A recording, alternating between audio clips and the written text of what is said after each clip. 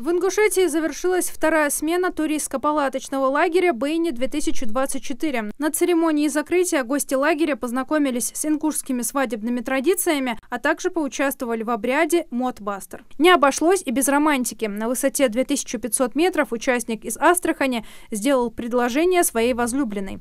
Завершилась церемония закрытия лезгинкой. Правительство утвердило план мероприятий на 2025-2030 годы по реализации стратегии предупреждения распространения антимикробной резистентности в России, сообщили в Кабмине. В план мероприятий вошли вопросы нормативного регулирования. В частности, предполагается разработать и актуализировать клинические рекомендации и стандарты по вопросам оказания медицинской помощи при инфекционных и паразитарных заболеваниях с учетом применения оптимальных схем противомикробной терапии. Кроме того, включены мероприятия по повышению уровня подготовки медицинских специалистов и работников в области ветеринарии. Образовательные учреждения России дополнительно подготовили 5800 бюджетных мест. Прием завершится до 29 августа, заявил вице-премьер России Дмитрий Чернышенко. Ранее Миноборнауки сообщила, что многие российские университеты уже закрыли набор на бюджетные места. Предварительные результаты приемной кампании в вузы оказались лучше, чем прошлогодние. С 4 августа российские университеты начали зачислять абитуриентов на бюджетные места. Те, кто своевременно предоставил оригиналы документов и прошел по конкурсу, были зачислены не позже 9 августа. Успеть поступить в университет на коммерческой основе можно будет до 20 августа.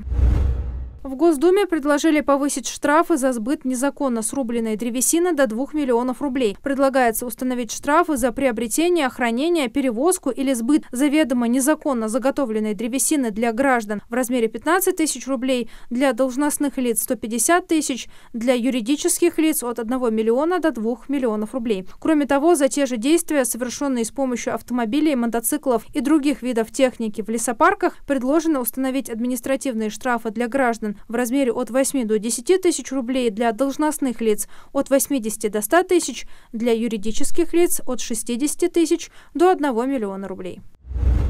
Сотрудники Джайрахско-Асинского музея-заповедника во время планового осмотра обнаружили на территории башенного комплекса Верхний Пуй 3 ранее неизвестных подземных склепа. Склепы предположительно использовались для захоронений и находятся в 150-300 метрах от самого комплекса. Обнаруженные склепы будут включены в перечень объектов культурного наследия Республики Ингушетия после проведения всех необходимых работ.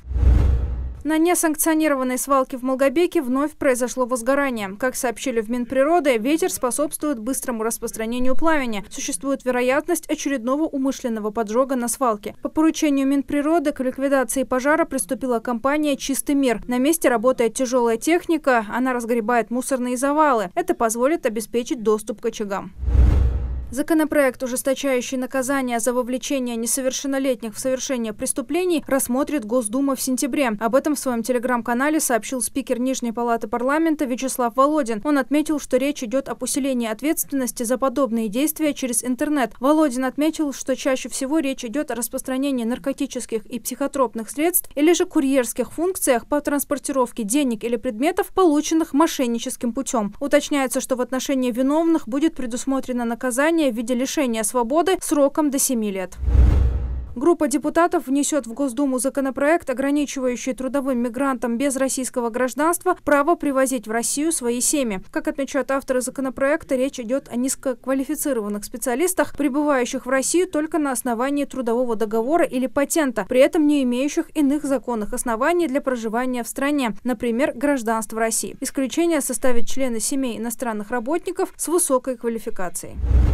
С марта 2025 года гостиницы смогут предлагать туристам услугу бронирования номеров по невозвратным тарифам. Проект постановления правительства об этом разработан Минэкономразвития. Такая услуга станет альтернативой обычному бронированию. При этом стоить она будет в разы дешевле. Но при отказе от заезда в номер деньги клиенту не вернут. Исключением станут болезнь или смерть человека, а также члены его семьи, введение режима повышенной готовности или чрезвычайной ситуации, призыв на военную службу по мобилизации или контракту. Отмечается, что новая услуга увеличит доступность проживания в гостиницах, позволит им более эффективно планировать свою деятельность и снизить издержки.